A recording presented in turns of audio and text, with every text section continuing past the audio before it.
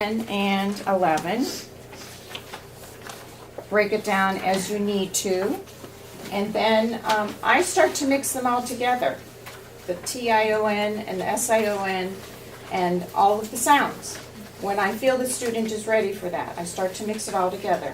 So that's why I created this little, this is just a spelling sheet. You only use one at a time, of course.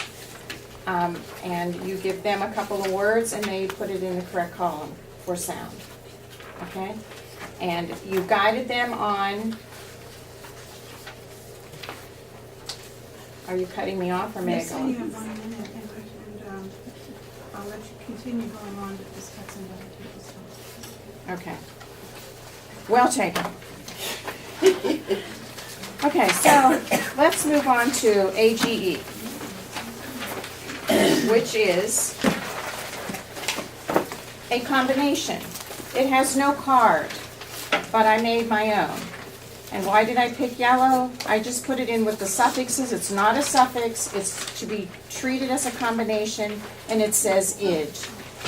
And it's just a concept, says Dylan. Just a concept. So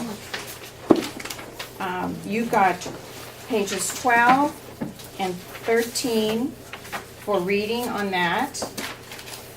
But this is common for kids to visually see in school. They're used to one-syllable words with AGE, which is vowel, consonant, E.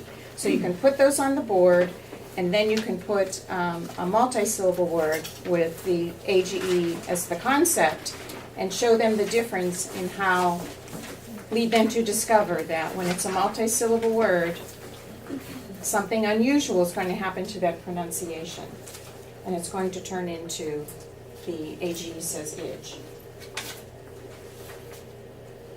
So in supplement for that, there's a couple other S-I-O-N and T-I-O-N handouts, but the "idge" one that I've given you, Dylan says that you can give them the definition that it means act of, pertaining to, state of being, and collection of. Well, who in the world is going to have their student be reciting that? Not me. But I think it's important that they can look at a word and determine that. So one of my handouts is words that they can determine and put in the proper place what the meaning is. And you can discuss these with them. Do you have to do all these at one time? No. Just do a couple a day or 3 a day. And then I've also given you some supplement where you read the word, match with the definition, and then there's a picture that goes with it. This is expanding vocabulary. Okay, I'm sorry I'm taking other people's time. We're going into digraph EA says F. The student already knows that digraph EA says E, the first vowel song, the second is silent, and your key word is going to be head. You will do the linkages, you will do your discovery. Everything is according to what we've all are familiar with. It is irregular for spelling. She says in capital letters somewhere here, do not give for spelling. It is irregular. However, I do. And I do it on the day I introduce, because I think these students need the writing of that. Digraph EA says eh as in head. On that very day, with me saying the sound of eh is always going to say EA in our spelling today, and this is the only time we're going to have it, but you need to have these words just for today. I do that. Now, I was taught a little different in alphabetic phonics. I was taught eat bread with steak.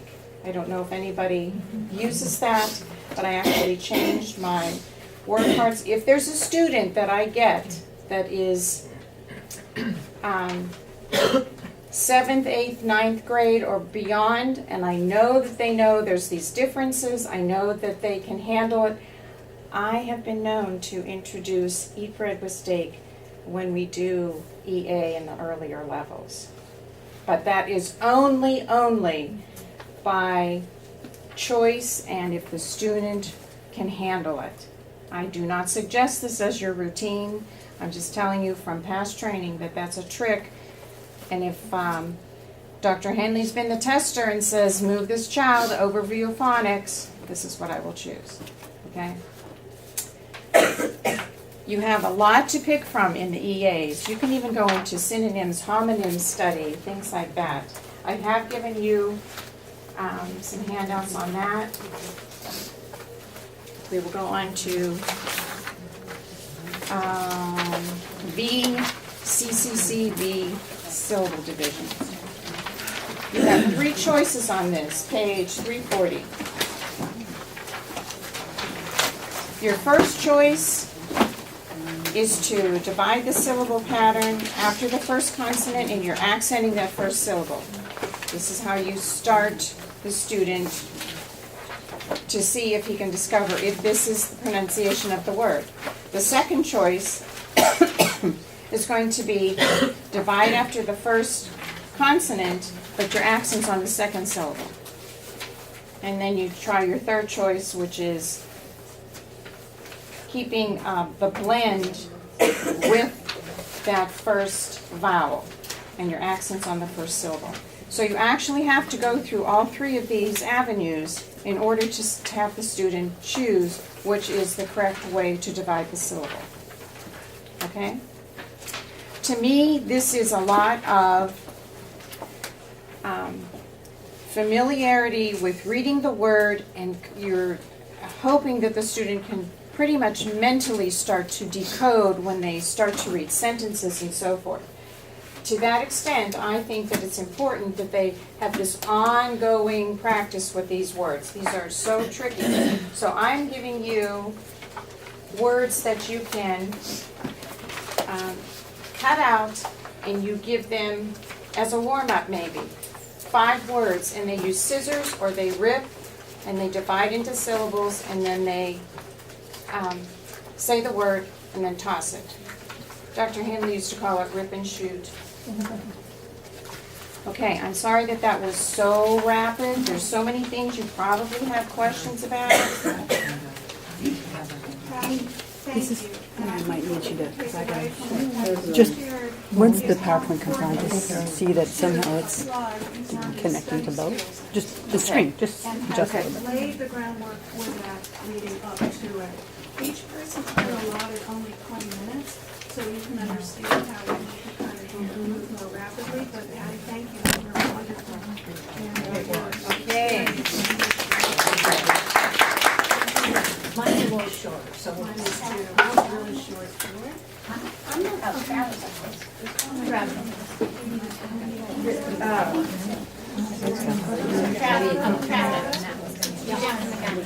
Sorry, it was the last. Oh, sorry. You did mine. Excellent, no, that's good. How many of you have taken study skills? Any of you who have not? I'm signed up. Actually, Joy is up, I forgot to. Don't have my schedule. So don't be concerned if you haven't taken it. You will learn it. That note taking.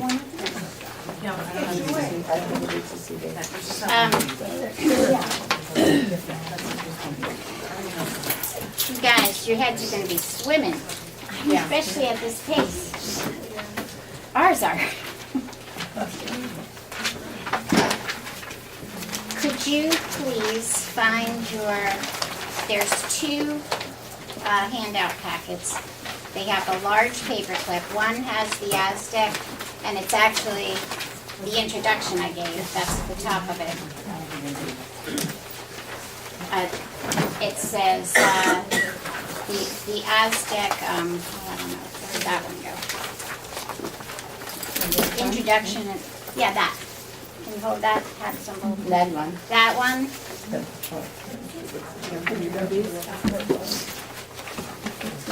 And the other one was, hold up that one. Yeah. So set the deferment pack behind We need the, another one. Are there more of these? oh yeah, in that box there. Patty, Sally, maybe you can find them. So you can put the introduction page behind, and let's move to the next page. So we should be looking at doubling rule part 2.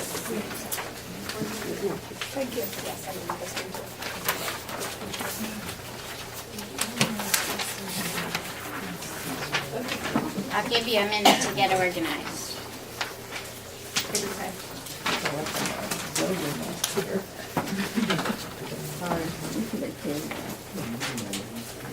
It's really hard when you don't have a table. Okay, so do we all have doubling rule part 2? And if you're following in your manual, same things at the top, doubling rule part 2. Just to guide your thinking in your lesson planning at this complex level, always think of first we review and then something new. So this is something you can always say to your students, and you'll get to this page and, doubling rule. Maybe we should review the doubling rule before we do the doubling rule part 2. So before you would introduce it, you want to review your doubling rule. And you will see this is from introducing the basic doubling rule. And take your student to the board. Write some words. Discuss the doubling rule. See if they've got it. Because, oh my, if they've forgotten it and you have not used words in your sentences or something, then you're going to have a really harder time. So you need to start out with that and remind of the doubling rule. Because the doubling rule for 2-syllable words is very much the same except for one major component. So the major component of the doubling rule for 2-syllable words is that it only applies if the second syllable is accent. So on my first day of introducing this, a great thing to do for warm-up is to practice accents. So your next page of your handout, divide the words into syllables and highlight the accented syllable. Let's do this as a warm-up. We're going to practice finding the accented syllable. And that's also going to give another clue about where your student is going to be with this concept. Do they get accents? I always like to have them feel their jaw drop. So let's say expel. Which syllable did your jaw drop the farthest? Expel. Go to the next one. Forget. You can feel your jaw drop. It's a very concrete thing. It's easy for the kids to do. Farther on the syllable with the greater accent. So you do that for your warm-up. Then you go on with your normal visual and auditory reviews. Before I proceed further, in general, in level 5, your visual review, you should have pretty much dropped all the consonants, all the single consonants from level 1. Maybe occasionally, like I might, after they've had a long break, bring back the whole stack and go through quickly and just say the sounds, Or you could just have them name the names of their whole stack. And that's kind of fun to do on a rare occasion because they're like, wow, they see how much they've learned and how far they've come. But pretty much at this point, you're going to be doing visual review, you're going to be doing vowels, you're going to be doing more intensely the ones that you've just introduced, the later introduced concepts. And my students that are in level 5 now, our visual reviews are mostly just flipping through and they're giving the sounds. That's the point you want to be. That's where you're to the point of fluency in reading. So you go on with your reviews, and then you get to introducing of the doubling rule, part 2. And you talk about the accent. And you go to the board and we'll put a word up there. So in my paper here, we might begin with, I have to work here. Begin. Let's all say the word begin. Which syllable is accented? It's the second. Now, I would like you to add suffix ing. So, doubling rule, part 2. 2 syllables. We only need to be concerned with the second syllable. So then it's kind of like back to the main doubling rule, if that syllable is accented. One vowel, one final consonant. Guess what? We're just going to double the final consonant. So as long as you isolate the second syllable and that it is accented, and it still follows the same rules as the doubling rule part 1. Now, you're going to see these 2 pages. So I do this puzzle, and you can copy this on cardstock. And mine, little baggie, I've used this a lot of years, looks like this. And I put these out here, and I'll lay it out and say the language to the student the first time. Then I expect them to lay it out and say the language back to me. Okay?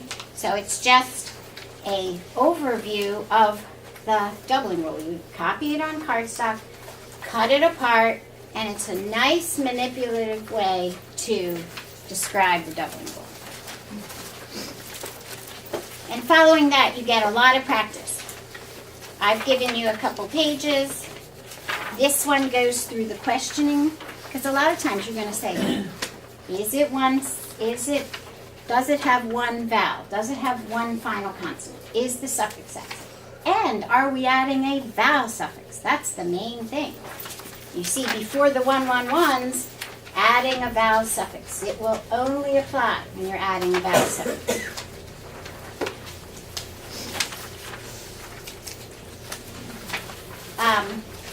Situation learning alphabetic phonics books have a lot of practice for this. And I've given you, well, for my part that I'm going, that second packet underneath is just copies from alphabetic phonics. Some pages, some random pages to practice the concepts you're going to be teaching. I find it's probably my primary resource for this level. They've got great sentences, they've got a lot of pages of practice, and it's just a wonderful resource because it stays pretty much along with SIS.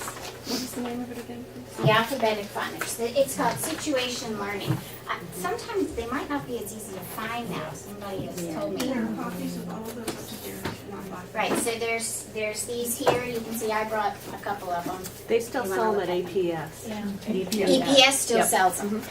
One of my interns said it was 90. Was that you that Well, there found? was it was $69 Yeah. for the level 2. But if you scope around, you might be able to find them more. Yeah, the others are about 29, but I only found like one. Was that for the whole set? No. You can buy them individually. Yeah, you can buy them individually. Yeah. I think that was for an individual. EPS. EPS, Educators Publishing. Okay. And you have to do a search on the EPS website for it. Yeah. 'Cause It's something, it's just a must-have resource. I just go to that all the time. Well, this one, but this is, I think, 3D. the best ones are 3. Yeah, 3D. And there's, Okay, so I hate to break this. I mean, it's very important, but you guys can research that at a later time so we can move on. So you have this puzzle, and on a subsequent day, when you're practicing, you begin by having the student explain the doubling rule. Then you can use it for a warm-up. Use the words in your sentences. Spell with the words. Spell on a chart, like the examples that you have. Very important rule. Definitely one of the concepts that needs to be considered in in level 5. All right, moving on. Yay, digraph IE. We get to the E's.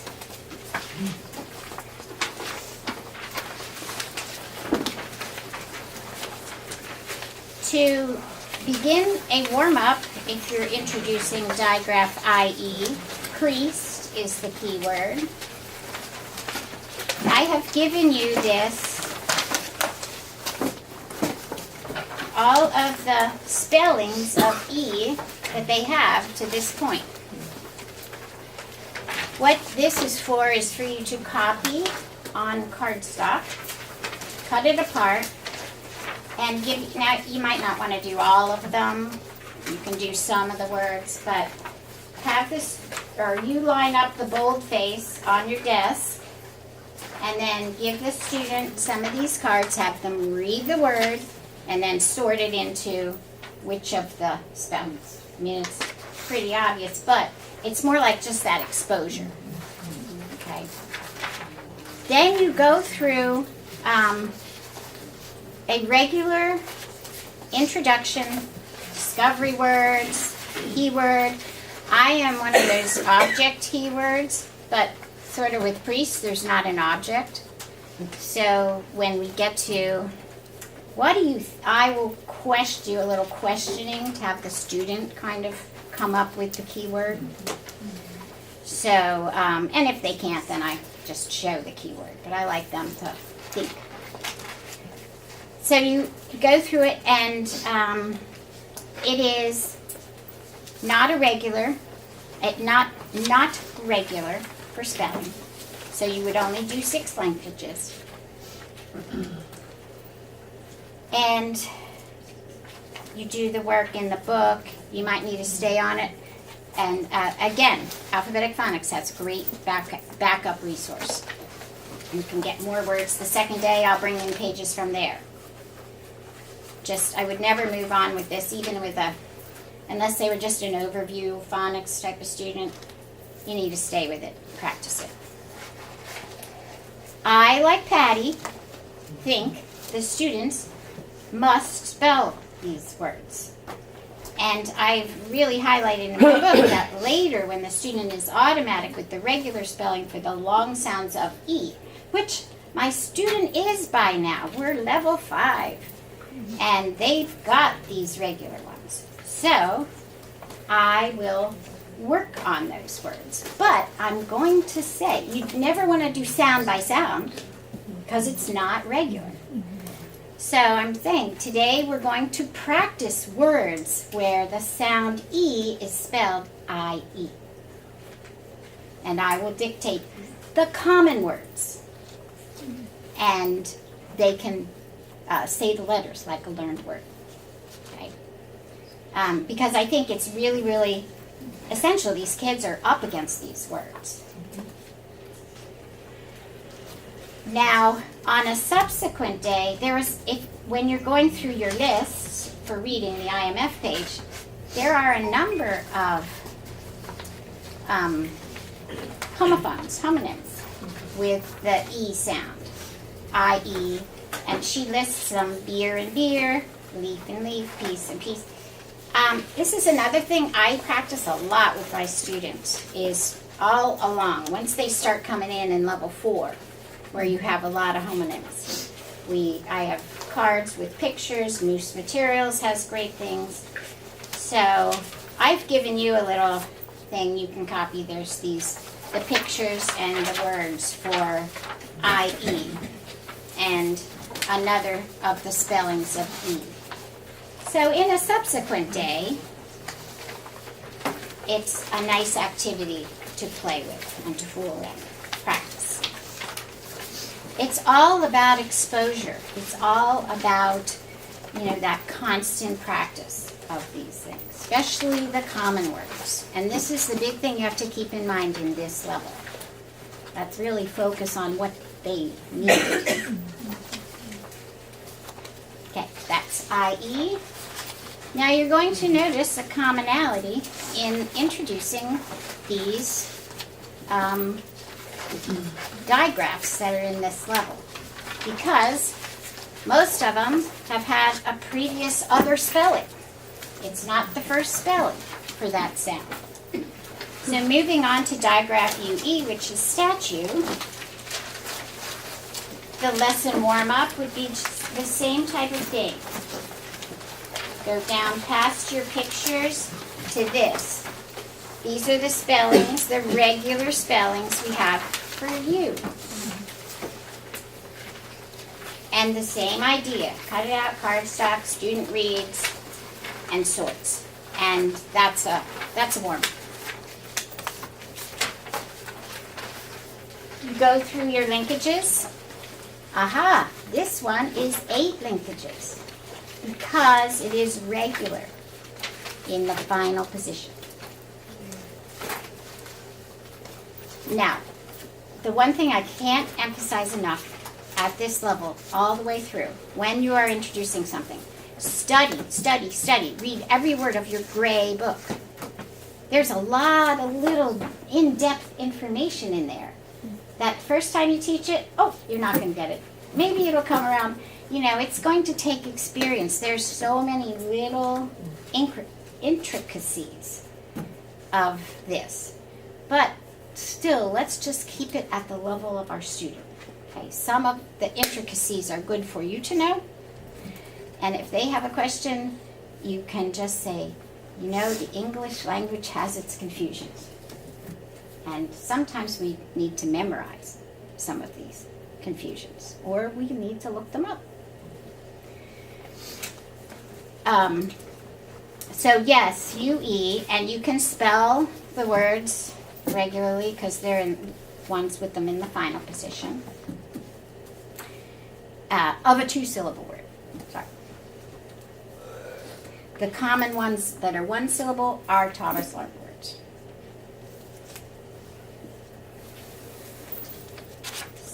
I really don't have any. I just have to emphasize that same thing. And I do have to tell you that these irregularities, I had a student once, and this is many of our students, they're very concrete, and we've taught them, we've taught them all along rules for things, like the spelling rule and the spelling rule. And this one girl, bless her heart, she says, I need a rule. What's the rule? And this is the situation where you have to say, there's not a rule.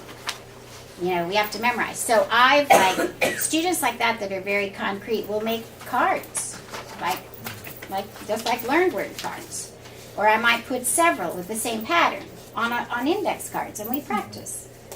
Just because it eases her to have something that she can hold on to until it gets stored in her memory, these words. And there's always looking it up, but it's hard to look it up. Now it's easy. You can just say the word, and you get the choices into some device, iPad or phone or something. Okay, and then we move on to the next one, which is digraph IE.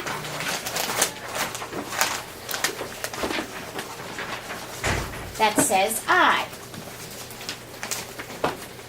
It's presented through 6 linkages. It's, you could do different spellings of I if you wanted, but this is not that common. Kids mostly are familiar with a couple of the words. And some of the words are more fun just to do the vocabulary of it, like fi, F-I-E. It's like, oh, did you ever hear your grandmother say, oh, fi? You know, it's just an expression of disgust. And so it's more of like vocabulary learning, and they can just learn these words. Most kids at this point, they know die, D-I-E, and tie, T-I-E, and pie. But nothing that's worth spending a lot of time. Just be aware that it is irregular for spelling. Next one I want to talk about is the scribal O.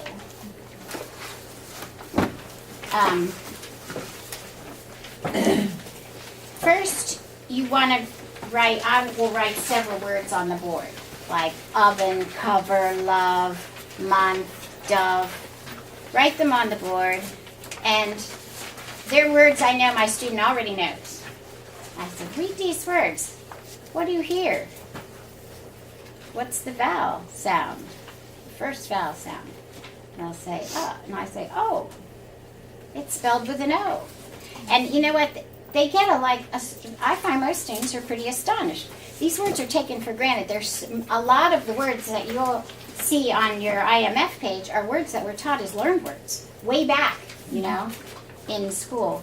So the students, and I say, well, and I go through the little story, which you can read in your man. It is very cool because the kids, I'll say, oh, they just got such a flourish when the monks had to copy the words over and over and over again, and the U, and they began to get fancy, and then pretty soon the U starts to close in and look like an O, and it's kind of cute. They get a kick out of it, and you can present it through. I do present it through linkages. It's only 6, it's irregular, and then again you practice them as learned words. They're great words to use in sentences to see that your student's actually using the O and not the U. Now the last thing is the vowel syllable division, which is interesting because some kids just get it by this time. They just get it. They know. They can. I've had students that can just read down those lists of words like boom, boom, boom, boom, boom. Okay, great. That's great. We can, you talk about the concept of it, but you don't have to spend a lot of time if they can read those words. Other kids have some struggles with it, so you need to break it down and do it really slow. But before even introducing it, I would, in the same mannerism, you have this, review the different syllable division types. And this is worth spending some time on with them by this point because some of them they haven't done as much, they're just reading those words, so it's always bringing it back. It's like I'm always bringing back some kind of syllable sorts to remind the students of the different types of syllables. So in the same token, you have your students read that. And so and then you just go through, I mentioned in my information here that